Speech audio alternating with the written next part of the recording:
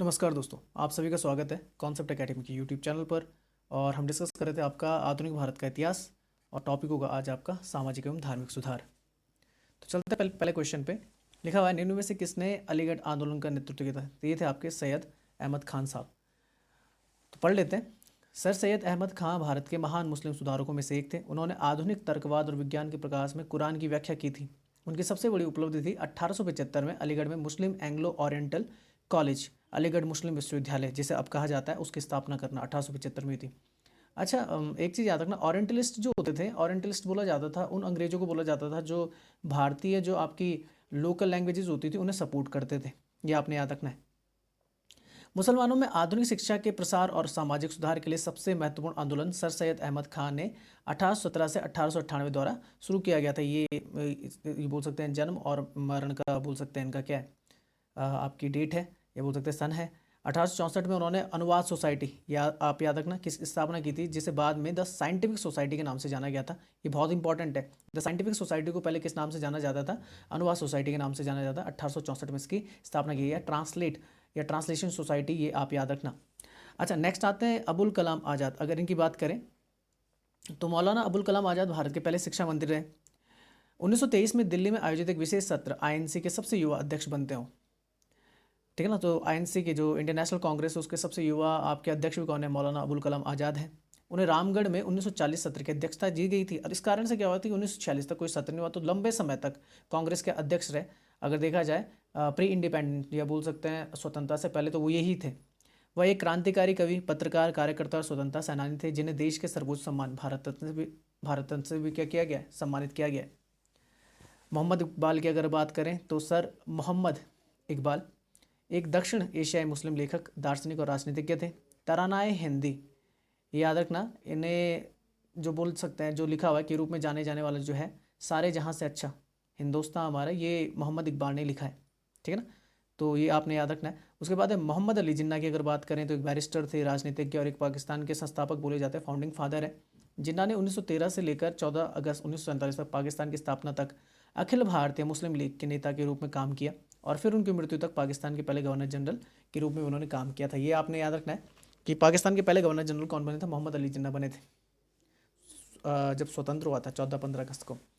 स्वाभिमान आंदोलन, आंदोलन का संबंध है ईवी रामास्वामी नायकर, साउथ से। पढ़ लेते हैं। लिखा हुआ है, यह एक उत्साही सामाजिक आंदोलन था जिसका उद्देश्य समकालीन हिंदू सामाजिक व्यवस्था को उसकी समग्रता में नष्ट करना और जाति, धर्म और ईश्वर के बिना एक नए तर्क संगत समाज का निर्माण करना था, ठीक है ना। जाति व्यवस्था से संबंधित था, आपने इतना याद रखना है। यह एक समतावादी सिद्धांत आंदोलन था जिसने ब्राह्मणवादी आधिपत्य को तोड़ने, समाज में पिछड़े वर्गों और महिलाओं के लिए एक समान अधिकार और तेलुगु, तमिल, कन्नड़ और मलयालम जैसी द्रविड़ भाषाओं के पुनरुद्धार की विचारधाराओं को प्रसारित किया था। देखो यहाँ पे एक चीज़ है कि महिलाओं को भी सम्मान देने की बात हो रही है, ठीक है ना, ये इंपॉर्टेंट है। आत्मसम्मान आंदोलन की शुरुआत रामास्वामी नायकर ने 1925 में एस रामनाथन के साथ की थी। ई वी रामास्वामी नायकर को आमतौर पर पेरियार के नाम से जाना जाता है, याद रखना। पेरियार नाम से, तो केरल में आप देखेंगे पेरियार नाम से नदी है, बांध है, ठीक है ना, और आपका बोल सकते हैं नेशनल पार्क भी है। वह तमिलनाडु में एक अत्यधिक प्रभावशाली व्यक्ति थे, याद रखना। पर ये याद रखना, पेरियार आपका केरल में, ठीक है ना। पेरियार नदी, पेरियार बांध, पेरियार आपका नेशनल पार्क। इसे द्रविड़ आंदोलन भी कहा जाता है। स्वाभिमान आंदोलन मूल रूप से पिछड़ी जातियों के लिए समाज, या बोल सकते हैं पिछड़ी जातियों के लिए समान अधिकारों की मांग कर रहा था, और इस आंदोलन का केंद्रीभूत महिला अधिकार था, मतलब वुमेन राइट्स के लिए ये माना जाता है आपका। अच्छा, तमिलनाडु में कई वर्तमान राजनीतिक दल हैं, जैसे द्रविड़ मुनेत्र कड़गम, डीएमके बोलते हैं, या फिर अखिल भारतीय अन्ना द्रविड़ मुनेत्र कड़गम, जैसे बोलते हैं ऑल इंडिया अन्ना द्रविड़ मुनेत्र कड़गम, आत्मसम्मान आंदोलन के लिए अपनी उत्पत्ति का श्रेय देते हैं। किनको? नायकर साहब को। सो नेक्स्ट चलते हैं, आर्य समाज के संबंध में निम्न कथनों पर विचार कीजिए। आर्य समाज की अगर बात करें तो इसकी स्थापना किसने की? दयानंद सरस्वती जी ने की थी। तो लिखा, आर्य समाज आंदोलन पश्चिमी प्रभावों की प्रतिक्रिया का परिणाम है। बिल्कुल सही है। इसमें थोड़ा वेस्टर्न इफेक्ट आपको देखने को मिलता था। वेस्टर्न मतलब होता है कि थोड़ा सा जो आपका जो अंग्रेज सोचते थे, थोड़ा सा नयापन, ठीक है, मॉडर्नाइजेशन, उसको लेकर था आर्य समाज। बिल्कुल सही है। स्वामी दयानंद सरस्वती ने मूर्ति पूजा की निंदा की और ईश्वर की एकता पर, हाँ बिल्कुल, एकेश्वरवाद पे ये भी चले, जैसे राजा राममोहन चले थे, ठीक है ना, मोनोथिज्म पे।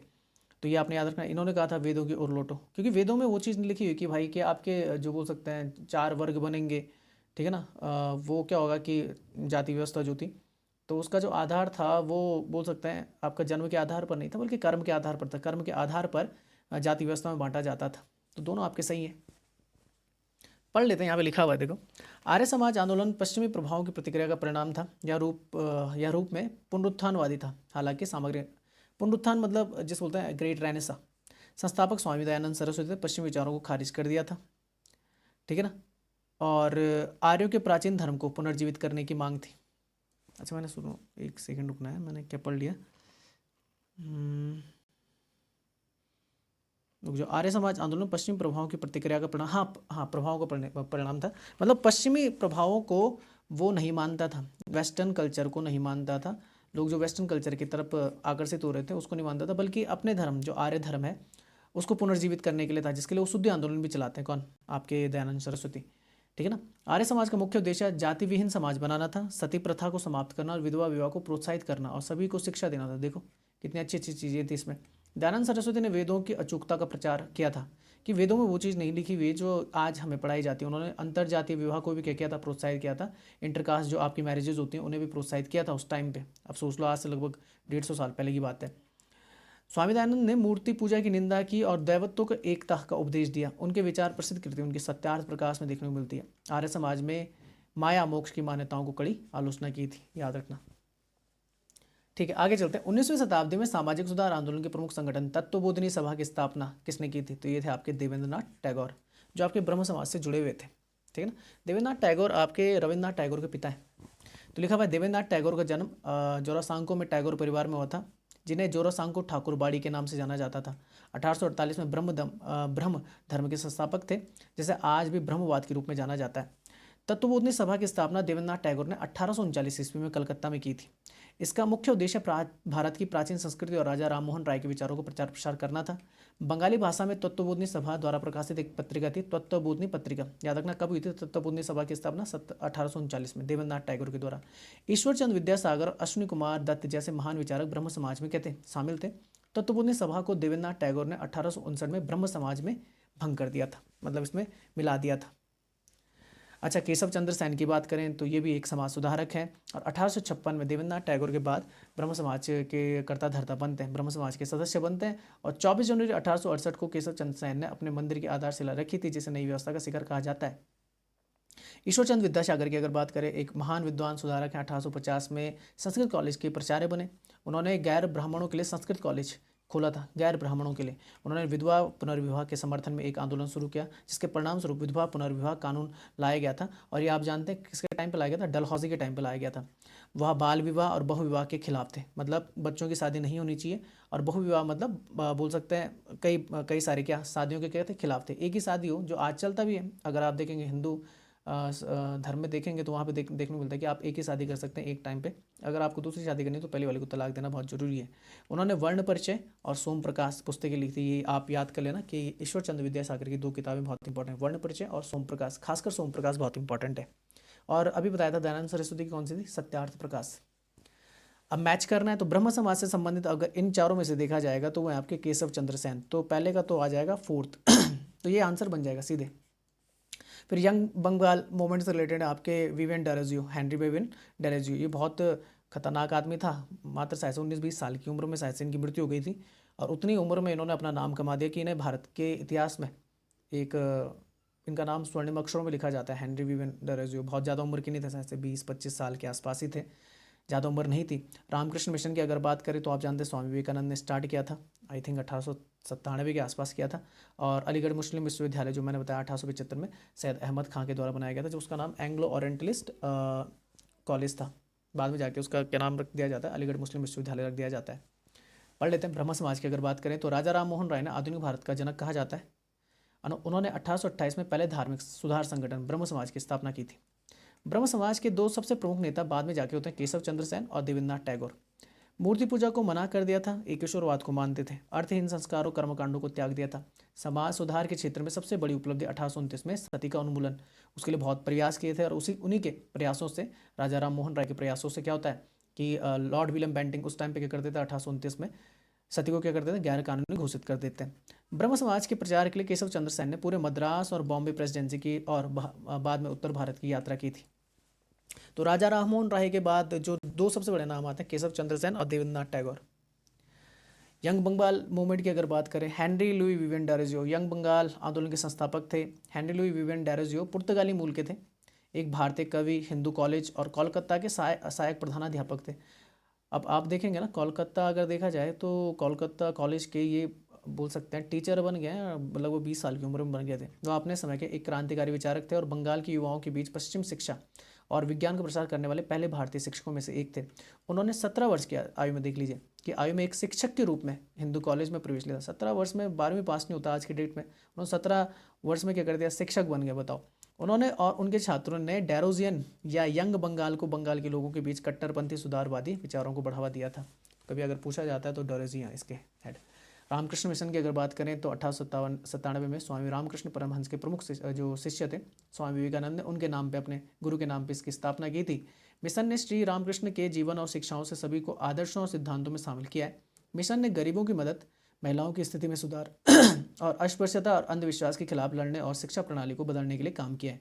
उन्होंने हिंदू धर्म और संस्कृति की सर्वोच्चता पर जोर दिया। उन्होंने अनुमान लगाया कि हिंदू धर्म आध्यात्मिक मूल्यों पर आधारित था, जबकि पश्चिमी संस्कृति और सभ्यता भौतिकवादी थी। वह सभी धर्मों की एकता और समानता में विश्वास करते थे। आर्थिक रूप से वे कृषि आधारित लघु उद्योगों के पक्षधर थे, जिसके आपके आगे जाके महात्मा गांधी भी सपोर्ट करते हैं लघु उद्योगों, कुटीर उद्योगों को। अलीगढ़ आंदोलन की अभी बात की थी, सैयद अहमद खान साहब हैं, ठीक है ना, जिसका केंद्र कहाँ था, अलीगढ़ था।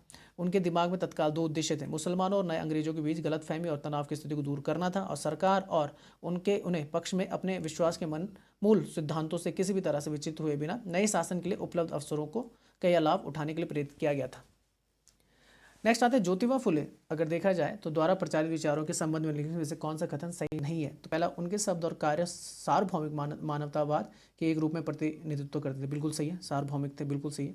ज्योतिबा फुले ने समानता और तर्क संगता पर निर्मित एक नई सामाजिक संरचना के लिए कार्य किया था, बिल्कुल सही है। ज्योतिबा फुले अगर आप देखें शूद्र थे, और अगर देखी जाए इनकी महानता की बात अगर की, सबसे बड़ी महानता ये थी कि अपनी पत्नी को, उस टाइम पे महिलाओं की शिक्षा तो दूर की बात है, आज भी महिलाओं को शिक्षा नहीं दी जाती ढंग से। उस टाइम पे अगर देखें आप, लगभग 150-200 साल पहले की बात है, ठीक है ना, उस टाइम पे अपनी पत्नी को, ठीक है ना, सावित्रीबाई फुले को क्या करते हैं, शिक्षा दीक्षा देते हैं, मतलब क्या करते हैं, एजुकेशन कंप्लीट करवाते हैं उनकी, अपनी पत्नी सावित्रीबाई फुले को। तो ये इनकी महानता यहीं पर दिखती है, ठीक है ना, पढ़ने के लिए प्रोत्साहित करते हैं, और बाद में जाके यही सावित्रीबाई फुले क्या करती हैं, आप देखना कि बोल सकते हैं कन्या स्कूल का क्या करती थी, निर्माण करती थी, जहाँ पर लड़कियों को पढ़ाया जाता था, ठीक है ना। आगे चलते हैं। ज्योतिबा फुले ने स्वयं को न केवल ब्राह्मणवादी संस्कृति व्यवस्था से बाहर रखा, बिल्कुल सही है, बल्कि हिंदू समाज से भी बाहर रखा था, क्योंकि नहीं मानते थे भाई, ठीक है ना। ज्योतिबा फुले ने सभी हिंदू धर्म ग्रंथों को खारिज किया। अब देखो यहाँ पर सभी लिखा हुआ है, तो ये ऐसा हो नहीं सकता कि सभी धर्म ग्रंथों को खारिज कर दिया होगा जिसने ब्राह्मण वर्ग को आधिपत्य को वैधता दी थी, नहीं, सबको नहीं किया था, ठीक है ना। पढ़ लेता हूँ इनके बारे में। देखो, निम्न जाति के सबसे मुखर नेताओं में से ज्योतिराव फुले थे। 1827 में इनका जन्म हुआ था। उन्होंने ईसाई मिशनरियों द्वारा स्थापित स्कूलों में पढ़ाई की थी, ठीक है ना। अच्छा, वह महाराष्ट्र में पैदा हुए थे। गैर ब्राह्मण आंदोलन के शुरुआती नेताओं में से एक थे। उन्होंने ब्राह्मणों के इस दावे को विरोध किया कि वह आर्य थे, क्योंकि वह दूसरों से कहते हैं श्रेष्ठ। आर्य खुद को क्या बोलते थे, कुलीन बोलते थे, श्रेष्ठ बोलते थे। फुले के अनुसार उच्च जातियों को अपनी भूमि और सत्ता पर कोई अधिकार नहीं था। वास्तव में भूमि स्वदेशी लोगों को तथा तथाकथित निम्न जातियों की थी। शुरुआत में फुले ने दावा किया कि आर्यों के शासन से पहले एक स्वर्ण युग मौजूद था, जब योद्धा किसान भूमि जोतते थे और मराठा ग्रामीण इलाकों में न्यायपूर्ण और निष्पक्ष तरीके से शासन करते थे। आगे लिखा, उन्होंने प्रस्तावित किया कि शूद्रों, मजदूर जातियों और अतिशूद्रों, अछूतों को जातिगत भेदभाव को चुनौती देने के लिए एकजुट होना चाहिए। फुले ने सत्यशोधक समाज, आप याद रखना, की स्थापना, जिसने जाति समानता का प्रचार किया। उनके शब्द और कार्य सार्वभौमिक मानवतावाद के एक रूप को दर्शाते हैं। फुले ने समानता और तर्क संगता पर आधारित या निर्मित एक नए सामाजिक ढांचे के लिए काम किया, यह समझने के लिए कि सांस्कृतिक दृष्टिकोण से फुले की सोच किस हद तक क्रांतिकारी थी। एक साधारण तथ्य पर ध्यान दिया जा सकता है, अपने लगभग सभी लेखन में उन्होंने कभी भी हिंदू शब्द का प्रयोग नहीं किया है। व्यावहारिक रूप से अपने समय के हर दूसरे भारतीय और अपने अनुयायियों के विशाल बहुमत के विपरीत वह एक मूल्यवान परंपरा के भीतर अपना दृष्टिकोण नहीं लेते थे, और इसके सार का पता लगाने की कोशिश करते थे जिससे अन्य पहलुओं की आलोचना की जा सके, बल्कि वह बाहर पक्ष लेते थे और पूरी संस्कृति को दो बेरहमी से लागू मूल्यों तर्क संगता और समानता के संदर्भ में देखते थे। ये वो बोलते हैं, यह कहना नहीं है कि वह भारतीय समाज के लिए एक विदेशी की तरह बोल रहे थे। उनके कार्य, भाषा और लेखन जनता और उनकी परंपराओं के बीच एक स्पष्ट स्थान और पहचान दिखाते हैं। वह समाज के बाहर नहीं बल्कि सांस्कृतिक व्यवस्था के बाहर एक रुख अपनाते थे जो उस समाज पर इतने लंबे समय से हावी था। समानता की दृष्टि से संपूर्ण जाति व्यवस्था और सत्तावादी परिवार संरचना की निंदा की जानी थी। तर्क संगता की दृष्टि से अंधविश्वास और धार्मिक परंपरावाद की पूरी व्यवस्था को उखाड़ फेंका जाना था। धार्मिक लेखन के पूरे कोष का अधिकार से हटा दिया जाना था। इसे अपने शुरुआती बिंदु के रूप में फुले अनावश्यक तर्कों, योग्यताओं, समझौतों और तार्किक विसंगतियों के एक अच्छे सौदे से बचा लिया था। उदाहरण के लिए वह हिंदू पवित्र शास्त्रों के विभिन्न भागों के सापेक्ष गुणों पर बहस करते हुए ज़्यादा सांस नहीं लेते थे। वह उन्हें केवल किंवदंतियों के रूप में मानते थे जो पिछले भारतीय इतिहास के कुछ अंतर्दृष्टि प्रदान कर सकते थे और एक समूह ब्राह्मण आर्य के उत्पादों के रूप में लोगों के दिमाग पर नियंत्रण स्थापित करने की कोशिश कर रहे थे। ठीक है ना, तो ये आप याद कर सकते हैं। अब आता है मिलान करना है। राजा राम मोहन राय की अगर बात करें तो सिंपल सी बात है, जहाँ पे सती प्रथा लिखा होगा वहीं पे आपका आंसर बन जाएगा। तो एक आ जाता है 4, ए का 4 कहाँ पे, तो ये तो हो नहीं सकता, ये हो नहीं सकता। अब इन दोनों में से एक होगा। ए का 4 है, बी का 1 दोनों जगह। तो केशव चंद्र सेन अंतरजातीय विवाह, विधवा पुनर्विवाह और महिलाओं की मुक्ति से संबंधित थे। अब देखो यहाँ पर यार एक गड़बड़ हो गया, मुझे अभी आया नहीं शायद से वो क्वेश्चन, आगे आएगा। हाँ ठीक है, ठीक है, हाँ ठीक है। केशव चंद्र सेन अंतरजातीय विवाह के समर्थक थे, इंटरकास्ट मैरिज के। दयानंद सरस्वती भी थे, राजा राम मोहन राय थे, सभी थे। महिलाओं की मुक्ति, ठीक है, और ये तो हो जाएगा। फिर आप जानते हैं शुद्ध आंदोलन, दयानंद सरस्वती, ठीक है ना, कि भाई जो कुरीतियाँ बैठी हुई हैं किसमें, हिंदू समाज में, उसको क्या करना था, हटाना था। बिल्कुल सही है। रामकृष्ण मिशन की अगर बात करें तो पारंपरिक तरीकों के से त्याग, ध्यान और भक्ति के माध्यम से धार्मिक मोचन पर जोर दिया था। तो बी, ए का 4, बी का 1, सी का 2 हो जाएगा। तो आंसर ये हो जाएगा आपका। पढ़ लेते हैं राजा राम मोहन राय के बारे में। राजा राम मोहन राय को भारत में सामाजिक धार्मिक आंदोलन का पैगंबर माना जाता है। राजा राम मोहन राय भारतीय पुनर्जागरण के जनक कहे जाते हैं, the father of the Indian Renaissance. उन्होंने कलकत्ता में एक सुधार संघ की स्थापना की जिसे ब्रह्म सभा के नाम से जाना जाता है। बाद में ब्रह्म सभा को ब्रह्म समाज के नाम से जाना जाने लगा। राजा राम मोहन राय ने भारत में पश्चिमी शिक्षा के ज्ञान का प्रसार करने के इच्छुक थे। 1815 में राजा राम मोहन राय ने आत्मीय सभा, याद कर लेना, इसकी स्थापना की थी जो बंगाल में सामाजिक धार्मिक सुधारों के अग्रदूत थी। उन्होंने सती प्रथा के खिलाफ अभियान शुरू किया और भारत में सती प्रथा को समाप्त कर दिया था। ठीक है ना, कानून लेके आए थे बैटन को उसके टाइम पे। 1829 में सती प्रथा पर प्रतिबंध लगा दिया गया था। कलकत्ता में वेदांत कॉलेज की शुरुआत इन्होंने की थी, आपने याद रखना है। संवाद कौमुदी, ये संबंध नहीं है, संवाद है। संवाद कौमुदी राजा राम मोहन राय द्वारा क्या था, प्रकाशित किया था, समाचार पत्र था। 1857 में ब्रह्म समाज में शामिल हुए और 1858 में इसके केंद्रीय व्यक्ति बन गए थे। उन्होंने द इंडियन मिरर प्रकाशन शुरू किया था। समाज के आचार्य के रूप में केशव ने, ये अच्छा थोड़ा अलग चले गया। 1857 कहाँ से आ गया यार, ये आपका जो दिख रहा है ये थोड़ा सा केशव चंद्र सेन के बारे में लिखा हुआ है, तभी बोलो 1857 कैसे आ गया। 1857 में केशव चंद्र सेन ने, क्योंकि राजा राम मोहन राय के बाद आपके देवेंद्रनाथ टैगोर संभालते हैं, उसके बाद केशव चंद्र सेन आ जाते हैं। ठीक है ना, और दोनों के बीच में फिर विवाद उत्पन्न होते हैं, फिर ब्रह्म समाज के 2 फाड़ होते हैं वहीं पे। ठीक है ना, तो ये केशव चंद्र सेन के बारे में ये थोड़ा दिमाग में रखना। द इंडियन मिरर उन्होंने लिखवा था। समाज के आचार्य के रूप में केशव ने कुछ हिंदू रीति रिवाजों और प्रथाओं जैसे कि जाति व्यवस्था, अस्पृश्यता, बाल विवाह, बहुविवाह को छोड़ने पर जोर दिया। विधवा और अंतर्जातीय विवाह के चैंपियन बन गए थे, मतलब उसको सपोर्ट किया था। उन्होंने 1880 में एक नए सार्वभौमिक धर्म नवाविधान, नई व्यवस्था की स्थापना की थी। केशव चंद्र सेन के बारे में यहाँ पे लिखा हुआ है, देखो। केशव चंद्र सेन का जन्म 19 नवंबर 1838 को हुआ था। कलकत्ता के एक संपन्न परिवार में हुआ था। 1857 में वह ब्रह्म समाज में शामिल हुए और दर्शन शास्त्र का अध्ययन करना शुरू कर दिया था। सेन ईसाई शिक्षाओं से प्रेरित थे और उन्होंने ईसाई शिक्षाओं को हिंदू ढांचे में मिलाने की कोशिश की। उन्होंने सोचा कि केवल ईसाई सिद्धांत ही हिंदू समाज में नया जीवन स्थापित करने में मदद करेगा। वे ईसाई मिशनरी कार्य के अनुशासन से भी प्रभावित थे और स्वयं इसका पालन करने लगे। ईसाई धर्म के प्रति उनके झुकाव ने उनके और टैगोर के बीच दरार पैदा कर दी थी, सबसे मेन रीजन देवेंद्रनाथ टैगोर के बीच में, और उन्होंने समाज से नाता तोड़ लिया था और भारत में वर्षीय ब्रह्म समाज, भारत का ब्रह्म समाज का गठन किया था। वह 1857 में ब्रह्म समाज में शामिल हुए और 1858 में इसके केंद्रीय व्यक्ति बन गए। उन्होंने द इंडियन मिरर, ये बता दिया था मैंने, समाज के आचार्य के रूप में केशव ने कुछ हिंदू रीति रिवाजों और प्रथाओं जैसे कि जाति व्यवस्था, अस्पृश्यता, ये बता दिया। ठीक है ना, तो यहाँ पर जो लिखा हुआ था इस समय, इसे एक काम कर दो, यहाँ तक इसको कट कर देता हूँ और इसे आप यहाँ से पढ़ लेना। दयानंद सरस्वती की अगर बात करें, उन्होंने 7 अप्रैल 1875 को बॉम्बे में आर्य समाज की स्थापना की, जिसने 10 सिद्धांत थे जो पूरी तरह से ईश्वर, आत्मा और प्रकृति पर आधारित थे। समाज का उद्देश्य हिंदू धर्म को काल्पनिक मान्यताओं से दूर करना था। शुद्ध आंदोलन उनके द्वारा हिंदू धर्म में वापस लाने के लिए शुरू किया गया था, जो या तो स्वेच्छा से या अनैच्छिक रूप से अन्य धर्मों में परिवर्तित हो गए थे।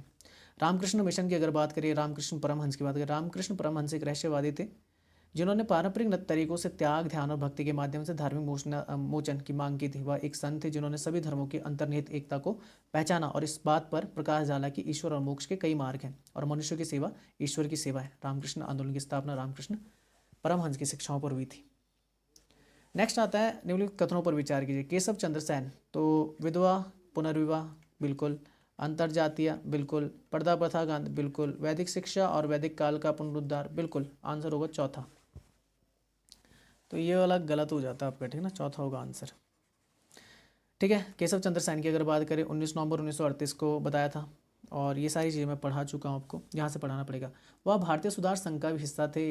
इसका उद्देश्य बाल विवाह के खिलाफ जनमत बनाना, विवाह के ब्रह्म रूप को वैध बनाना, महिलाओं की स्थिति को बढ़ावा देना भी शामिल था।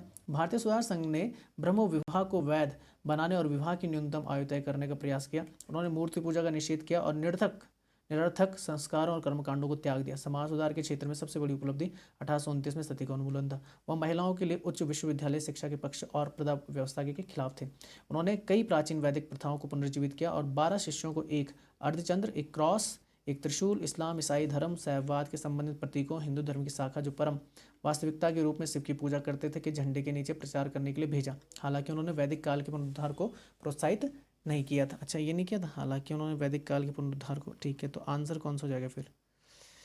तब ये नहीं है, ठीक है, तो ये कर लेते हैं। गलत बोल रहा है तो फर्स्ट, सेकंड एंड थर्ड, तो आंसर हो जाएगा फर्स्ट, सेकंड एंड थर्ड। ठीक है, वैदिक काल के पुनरुद्धार की बात नहीं की थी। भक्ति संत रामकृष्ण परमहंस शिष्य थे किसके? तो ये थे आपके स्वामी विवेकानंद के। तो रामकृष्ण परमहंस के बारे में गदाधर चट्टोपाध्याय इनका नाम था, गजोधर चट्टोपाध्याय भी बोलते थे ना।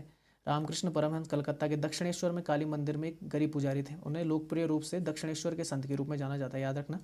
उन्हें स्वामी विवेकानंद के गुरु के रूप में भी जाना जाता है। स्वामी विवेकानंद अगर बात करें, धार्मिक गुरु थे जिन्होंने अपनी शिक्षाओं के माध्यम से भारतीय और पश्चिमी दर्शन का प्रभावित किया था। उनका जन्म 12 जनवरी 1863 को कलकत्ता में नरेंद्रनाथ दत्त के रूप में हुआ था। वह स्वामी रामकृष्ण परमहंस के प्रमुख शिष्य थे। उन्होंने रामकृष्ण मठ की स्थापना और रामकृष्ण मिशन की शुरुआत की थी। उन्होंने मई 1897 में रामकृष्ण मिशन की स्थापना की। 1893 में शिकागो में विश्व धर्म संसद में अपना सबसे प्रसिद्ध भाषण दिया। स्वामी विवेकानंद ने राजयोग पुस्तक लिखी थी, ये लिख लेना आप लोग, और यह पुस्तक जुलाई 1896 में प्रकाशित हुई थी। पुस्तक योग सूत्रास और पतंजलि की उनकी व्याख्या थी। 1984 में भारत सरकार ने घोषणा की स्वामी विवेकानंद की जो जन्मदिन है या जन्म दिवस है 12 जनवरी को राष्ट्रीय युवा दिवस मनाने की घोषणा हुई थी 1984 में। ये आप याद कर लेना। अच्छा, नेक्स्ट चलते हैं। स्वामी दयानंद सरस्वती की बात करें, एक सामाजिक और धार्मिक सुधारक। स्वामी दयानंद सरस्वती का जन्म कब हुआ था? 12 फरवरी 1824 को गुजरात के टंकारा में हुआ था। उन्होंने 7 अप्रैल 1875 को आर्य समाज की स्थापना की थी। आर्य समाज ने अस्पृश्यता के खिलाफ एक लंबे आंदोलन का नेतृत्व किया, जाति भेद को कम करने की वकालत की। इसी दौरान उन्होंने योग करना भी शुरू कर दिया था। आध्यात्मिक सभी चीज़ों में उनके शिक्षक विरजानंद दंडीस थे। उन्होंने पुजारियों को दान देने के खिलाफ प्रचार किया। उन्होंने स्थापित विद्वानों को भी चुनौती दी और वेदों की ताकत के माध्यम से उनके खिलाफ बहस जीती। उन्होंने सभी बच्चों के लिए शिक्षा के महत्व पर जोर दिया और महिलाओं के लिए सम्मान और समान अधिकार की बात की थी। स्वामी विवेकानंद ने 1893 विश्व धर्म सम्मेलन शिकागो यूएसए, यहाँ पे बोलते हैं, ठीक है ना, all my brothers and sister, सभी मेरे क्या अमेरिका के भाइयों और बहनों, यहाँ से स्टार्ट किया। क्योंकि ज़्यादातर जो होता था आपकी जो स्पीच स्टार्ट होती थी वो होती थी लेडीज़ एंड जेंटलमैन से होती थी, ये ब्रदर सिस्टर से स्टार्ट कर देते हैं, इसलिए इंपॉर्टेंट है। स्वामी विवेकानंद ने 11 सितंबर 1893 को शिकागो यूएसए में आयोजित धर्म संसद में भाग लिया और भारत और हिंदू धर्म की प्रतिष्ठा को बहुत ऊपर दिया। अब विश्व धर्म सम्मेलन क्या होता है कि सभी जितने भी आपके देश हैं जहाँ पर जो जो धर्म है वहाँ के जो बोल सकते हैं लीडर आएंगे, रिलीजियस लीडर आएंगे, वो बात करेंगे अपने धर्म के प्रति। उन्होंने वैदांतिक दर्शन का प्रचार किया। उन्होंने जाति व्यवस्था और वर्तमान हिंदू अनुष्ठानों और समारोह पर जोर दिया। स्वामी विवेकानंद ने 1897 में हावड़ा के बेलूर में रामकृष्ण मिशन की स्थापना की। एक समाज सेवा और धर्मार्थ समाज था। इस मिशन के उद्देश्यों में से स्कूल, कॉलेजों, अस्पतालों और अनाथालयों स्थापना के माध्यम से मानवीय राहत और सामाजिक कार्य प्रदान कर रहे थे। उन्होंने लोगों से गरीब और दबे कुचले वर्ग के लोगों के जीवन को बेहतर बनाने के लिए कहा। उनका मानना था कि मानव जाति की सेवा ईश्वर की सेवा है। स्वामी विवेकानंद का मूल नाम नरेंद्रनाथ दत्त था। 1863 में पैदा हुए थे। 1902 में क्या हो गई थी? मृत्यु हो गई थी। तो अगर आप देखेंगे तो अधिक वर्ष नहीं जी पाए थे, ठीक है ना, 39 वर्ष की उम्र में क्या हो गई थी? मृत्यु हो गई थी इनकी। वह श्री रामकृष्ण परमहंस के प्रसिद्ध शिष्य थे। 1886 में नरेंद्रनाथ ने संन्यास का व्रत लिया और इसके बाद उन्होंने विवेकानंद अपना नाम रख लिया था 1886 में। स्वामी विवेकानंद ने मनुष्यों को शिक्षा बनाने मतलब शिक्षा देने पर जोर दिया था। शिक्षा बनाने, शिक्षा पर, मनुष्यों की शिक्षा पर जोर दिया। मानव निर्माण का अर्थ है बच्चे की नैतिकता, मानवता, ईमानदारी, चरित्र, स्वास्थ्य आदि के संबंध में एक सामंजस्यपूर्ण विकास। इसलिए हमारे स्कूल में शिक्षा के उद्देश्यों को पूरा करने के लिए एक सहायक वातावरण बनाया जाना चाहिए। ठीक है, तो इस वीडियो को यहीं तक रखते हैं। जय हिंद, जय भारत।